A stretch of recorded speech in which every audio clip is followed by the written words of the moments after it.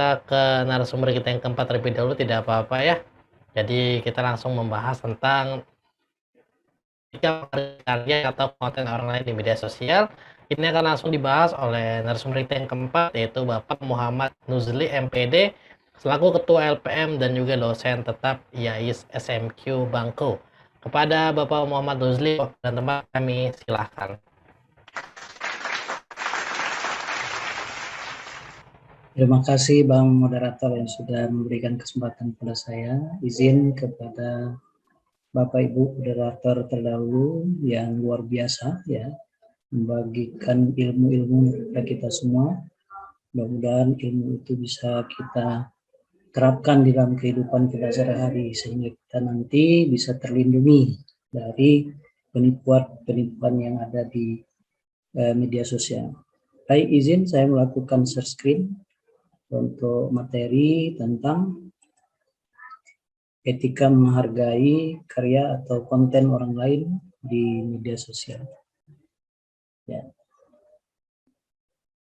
Nah, terkait dengan etika menghargai karya atau konten orang lain di media sosial ini, ya ini sangat penting ya Bapak Ibu sekalian, termasuk juga yang banyak hadir ini ada beberapa orang mahasiswa Institut Agama Islam Semarang Bangko, ada juga alumni, begitu juga teman-teman asesor ya di Kabupaten Merangin, termasuk juga relasi-relasi kita di sekolah dan madrasah.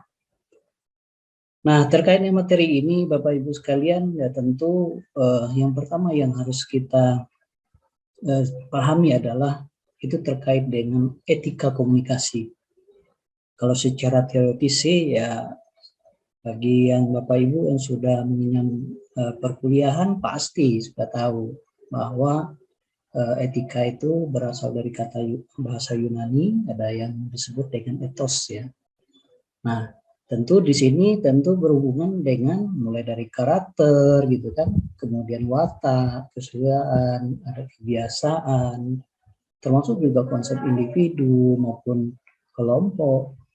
Begitu juga dengan alat penilaian kebenaran ya. Tentu itu semua bagian dari etika. Sehingga penting bagi kita di dalam bermedia sosial ya untuk mengerti dengan etika-etika yang harus kita pelihara, apa yang patut dan apa yang tidak patut. Nah, terkait dengan ini Bapak Ibu sekalian ya, tentu yang tidak kalah penting kita lihat apa saja yang berhubungan dengan etik ini ya, etika ya. Yang pertama adalah kebiasaan ya. Kebiasaan normal seperti misalnya apa yang menjadi kebiasaan kita yang pantas ya bagi orang lain, tentu itu yang akan kita pertahankan. Itu karena itu adalah bagian dari nilai-nilai etika. Seperti misalnya yang kita wakilkan gambar di sini ada berbagai warna tangan di sini. Nah, tentu perbedaan-perbedaan itu tentu tidak akan kita tonjolkan. Supaya apa? Supaya kita mampu berkomunikasi dengan baik bersama semua orang yang bermedia sosial gitu. Nah, itu akan membantu kita untuk tetap eksis di dalam berkomunikasi. Nah, kemudian berikutnya ada nilai-nilai ya. Banyak ada nilai-nilai apa yang harus kita lakukan ya. Karena kita ini kan terdiri berbagai macam, baik itu suku, agama, tentu ada nilai-nilai tertentu yang tentunya di dalam kita bermedia sosial ini juga menjadi perhatian kita semua. Kenapa?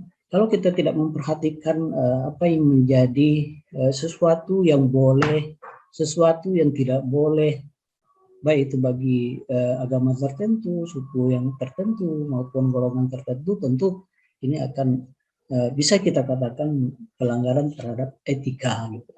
Nah, begitu juga dengan baik itu kaidah, kemudian ukuran baik atau buruk. Nah, itu semua berkaitan dengan etika.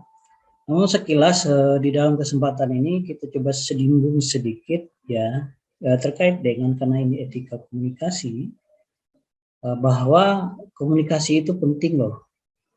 Yang mana yang dikatakan yang berkomunikasi seperti narasumber terdahulu, baik itu dari Ibu Doktor ya, Bang Dion, kemudian juga Ibu Ariana tadi yang mungkin terhambat dengan sinyalnya.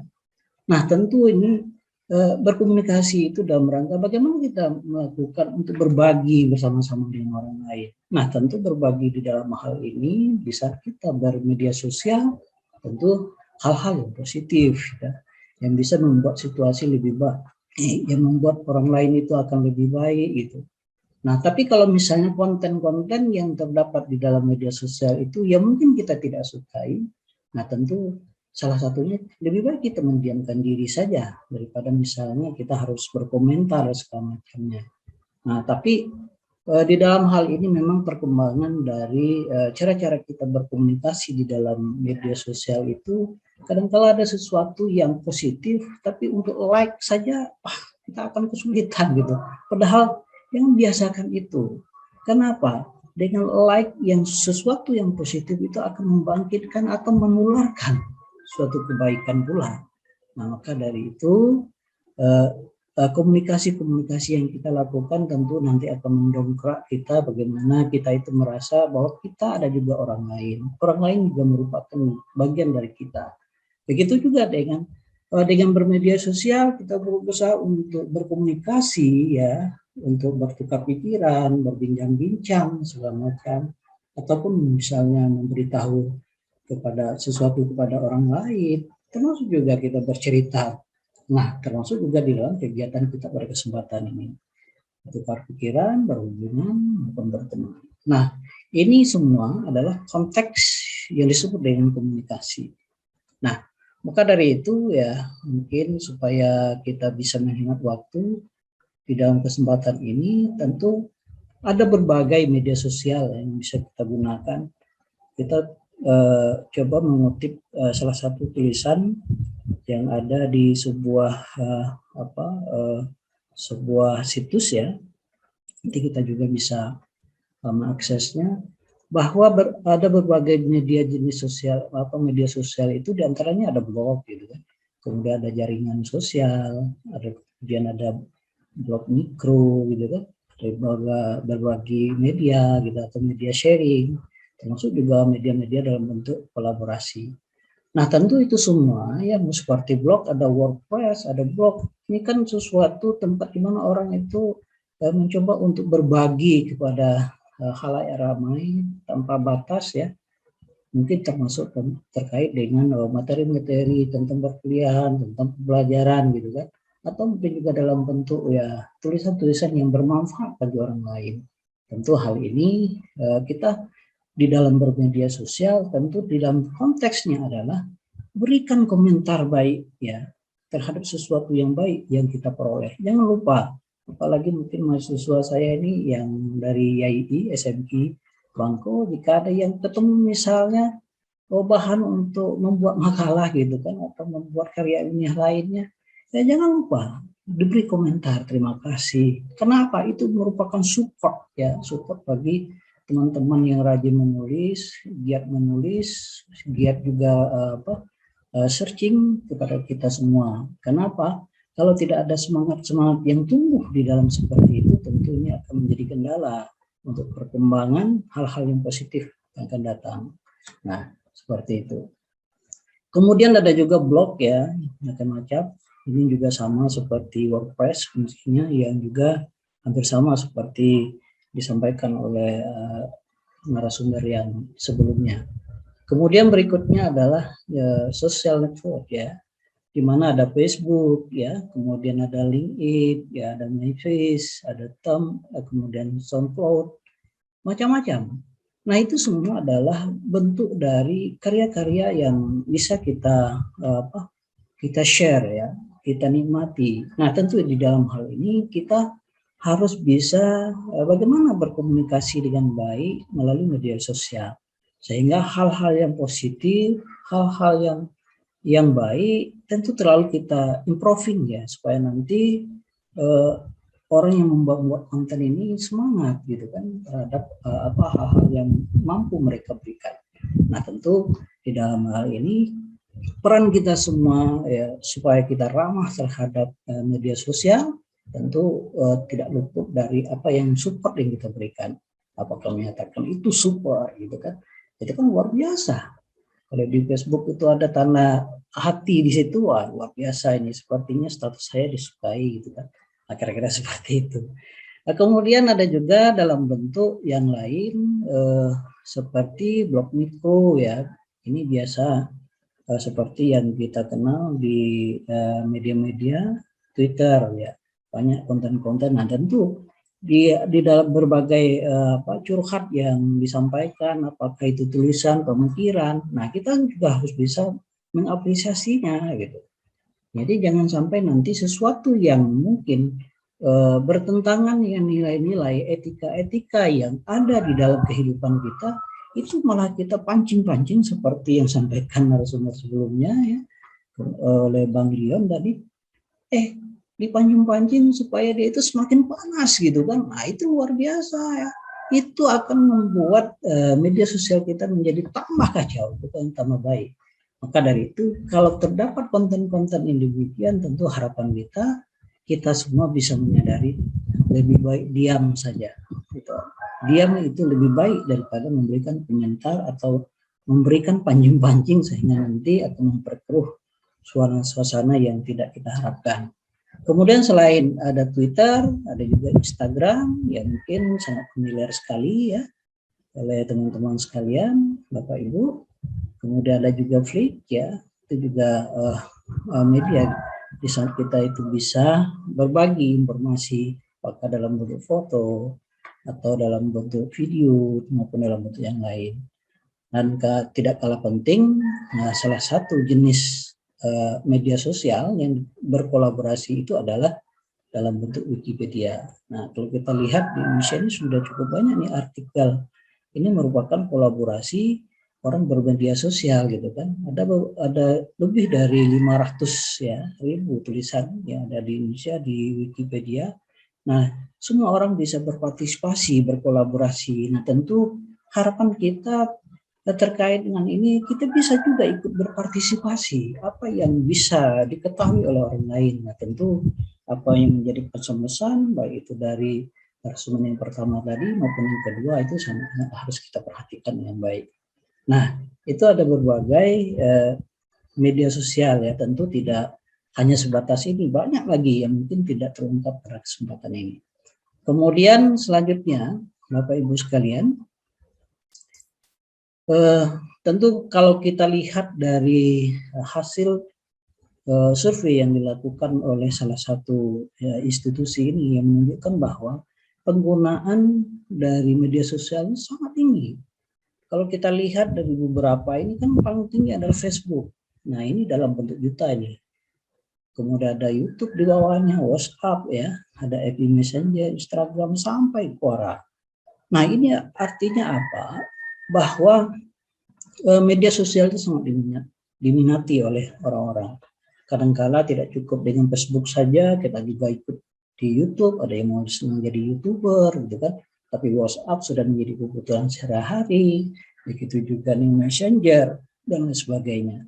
Nah tentu terkait dengan minat-minat yang kita minati ini, tentu kita harus bisa bagaimana etika menghargai karya ataupun konten orang lain di media sosial itu. Nah, terkait dengan hal ini tentunya ya ada beberapa pesan yang ingin kami sampaikan pada kesempatan ini. Di antaranya adalah pertama, hal yang paling penting di dalam kita etika menggunakan media itu yang pertama adalah hindari penyebaran sara. Nah, kenapa? Karena dengan tetap hidup dengan rukun, tetap dengan toleransi antar agama tentu menjadi suatu impian bagi seluruh warga negara yang ada di atas dunia ini. Karena tidak ada yang mau memiliki konflik ya, tidak mau ada yang bermusuhan. Tapi semua kita mendambakan kedamaian ya.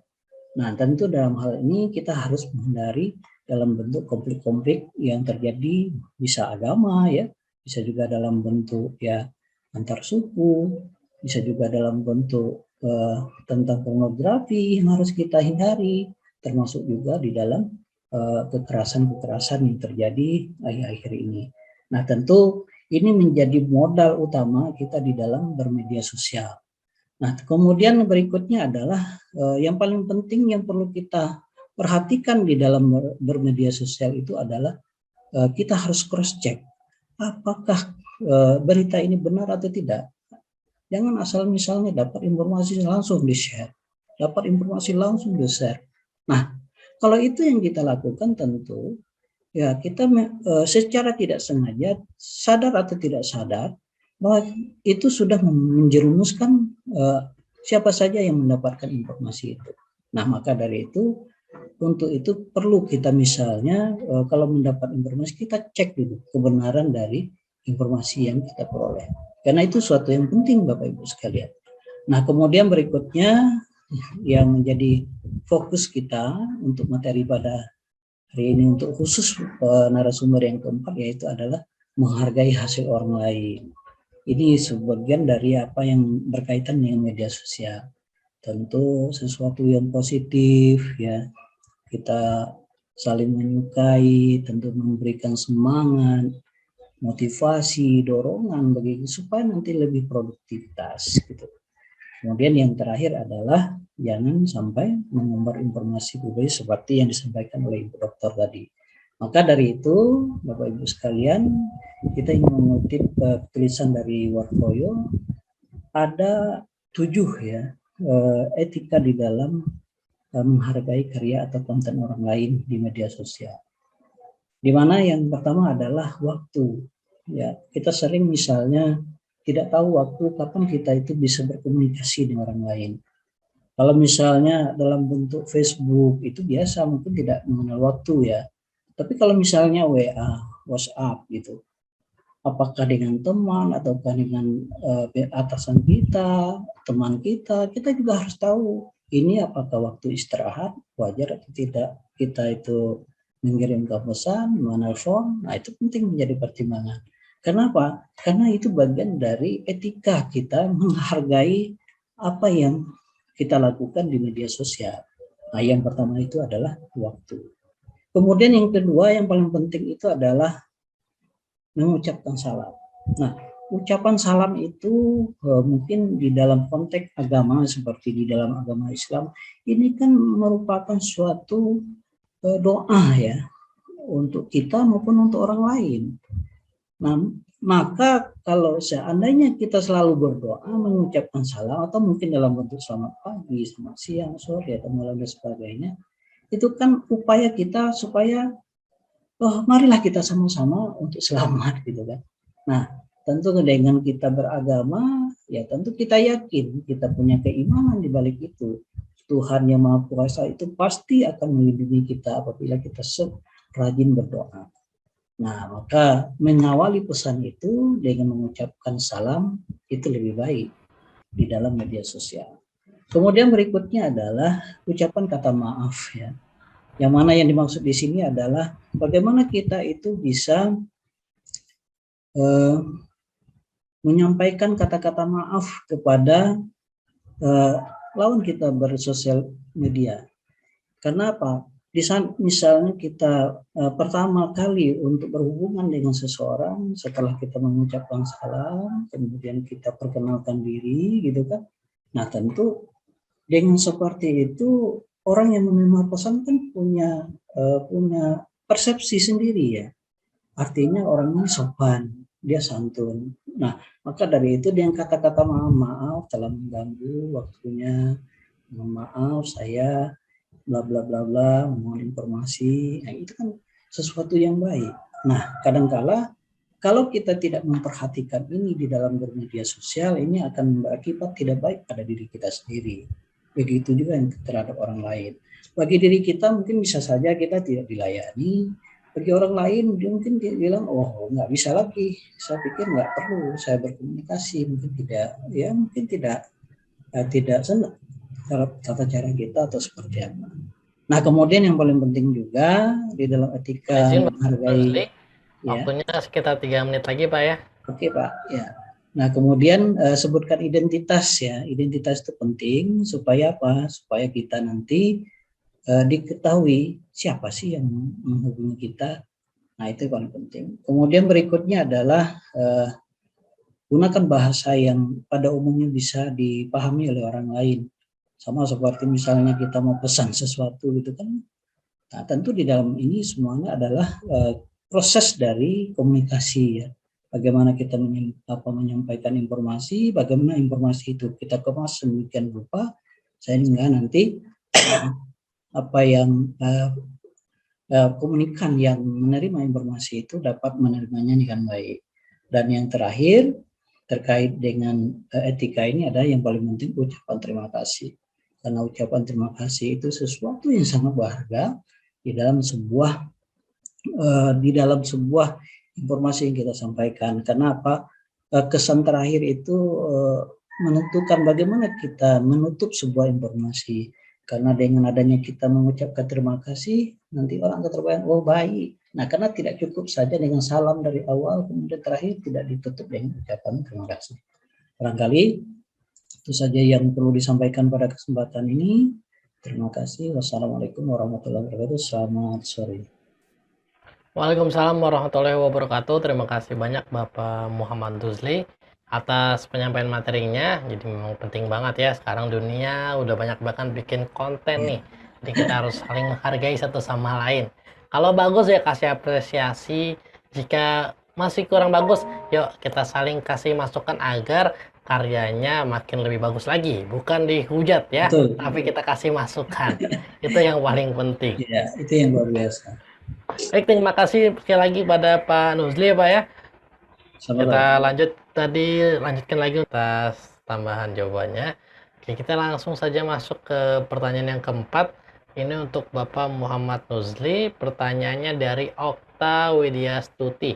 Pertanyaannya adalah, bagaimana pendapat Bapak mengenai masih adanya stigma negatif dari sebagian orang terkait guru yang aktif di media sosial seperti TikTok misalnya? Karena di pandangan mereka main TikTok berarti joget-joget. Padahal sekarang TikTok digunakan untuk media informasi juga atau edukasi. Boleh dibantu nih Pak Nuzli. Oke, terima kasih atas pertanyaannya Ibu Okta Widyastuti. Terkait dengan TikTok memang yang kita sadari itu kan bahwa media sosial ini seharusnya diperuntukkan kepada hal-hal yang positif.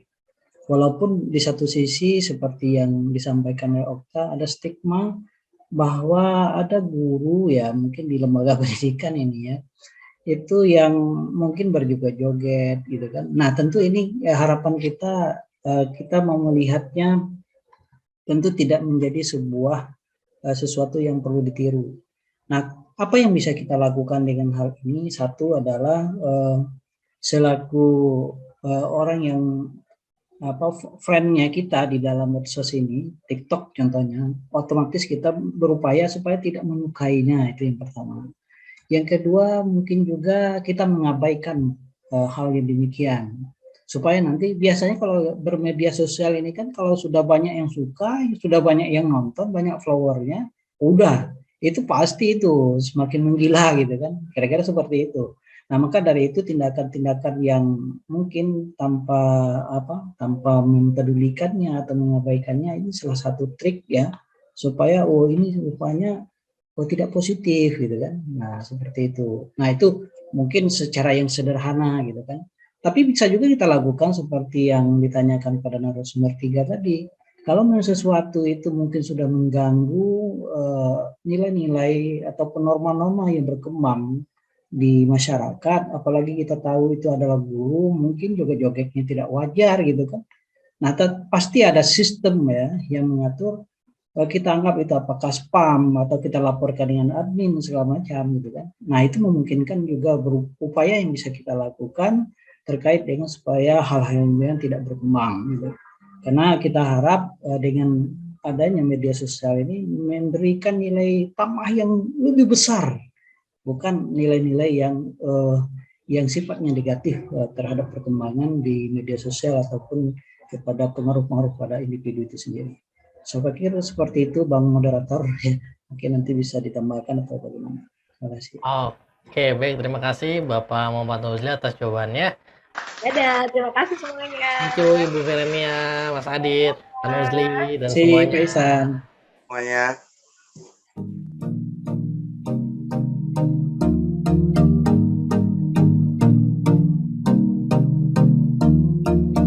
cek dulu, cek dulu, cek dulu, cek dulu. Yo, kini saatnya kita harus tambah pintar. Jangan jadi orang yang mudah sebar-sebar, karena belum tentu itu berita benar. Kalau nggak ngerti, ayo belajar. Mulailah curiga jika sudah suruh-suruh. Sebarkanlah, hey, tunggu dulu. Periksalah kalimat, kok banyak tanda seru. Banyak huruf besar, mata gue jadi ngilu. Coba dicari beritanya dulu. Mendingan begitu daripada keliru. Apa untungnya sebar kabar palsu, daripada nanti kamu yang malu. Cek dulu, daripada nanti kamu yang malu. Cek dulu, siapa tahu hoax. Yup. Hello, hello, hello, siapa tahu hoax. Yup. Hello, hello, hello, siapa tahu hoax. Hoax itu konten yang negatif, tujuannya itu ya provokatif, paling cocok buat orang yang sensitif. Kalau ke gue ya gak efektif, tapi semua suka yang positif. Misalnya video yang inspiratif, meme yang lucu, itu juga sip, positif, kreatif dan produktif. Coba dicari beritanya dulu, mendingan begitu daripada keliru. Apa untungnya sebar kabar palsu, daripada nanti kamu yang malu. Cek dulu, daripada nanti kamu yang malu. Cek dulu,